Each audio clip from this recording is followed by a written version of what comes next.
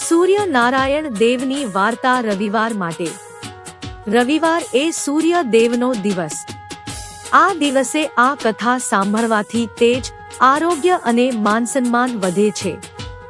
રાજા અને સૂર્યદેવની કથા। પ્રાચીન કાળમાં એક રાજા હતો। તે ખૂબ દયાળુ પણ ખૂબ ગરીબ હતો। તેનું રાજ્ય દુકાળથી પીડાતું હતું। પ્રજા ભૂખે મરતી હતી। એક દિવસ એક વૃદ્ધ બ્રાહ્મણ રાજા પાસે આવ્યા। તેમણે કહ્યું, હે રાજન, તમે રવિવારનું વ્રત કરો। સૂર્યોદય પહેલા ઉઠીને સ્નાન કરો। તાંબાના લોટામાં જળ, લાલ ફૂલ, અક્ષત અને ગોળ નાખીને સૂર્ય ભગવાનને અર્ઘ્ય આપો। પછી આ કથા સાંભળો। કથા એક ગરીબ વૃદ્ધા હતી। તે રોજ સવારે સૂર્યદેવને અર્ઘ્ય આપતી અને રવિવારે મીઠા વગરનું ભોજન કરતી। તેના ઘરમાં અનાજનો એક દાણો પણ નહોતો। એક રવિવારે સૂર્યદેવ પ્રસન્ન થયા। તેઓ એક વૃદ્ધ સાધુનું રૂપ લઈને તેના ઘરે આવ્યા।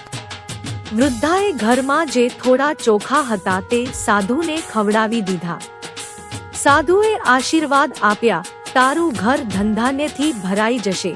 બીજા દિવસે સવારે વૃદ્ધા જુએ તો તેની ઝૂંપડી મહેલ બની ગઈ હતી અને અનાજના ભંડાર ભરેલા હતા।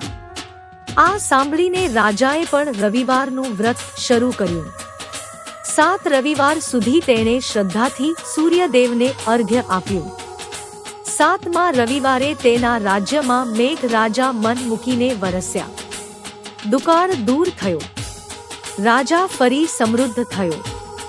સારહ જે ભક્ત શ્રદ્ધાથી રવિવારે સૂર્યદેવની પૂજા કરે છે, સૂર્યદેવ તેના જીવનનો અંધકાર દૂર કરીને તેજ, આરોગ્ય અને સમૃદ્ધિ આપે છે। રવિવારની વિધિ। 1. સવારે વહેલા ઉઠી સ્નાન કરો। 2. લાલ વસ્ત્ર પહેરો।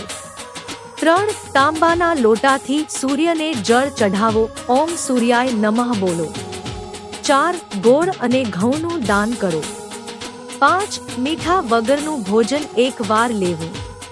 આ વાર્તા રવિવારે કુટુંબ સાથે સાંભળો। સૂર્ય નારાયણ તમારા જીવનમાં ઉજાસ લાવશે।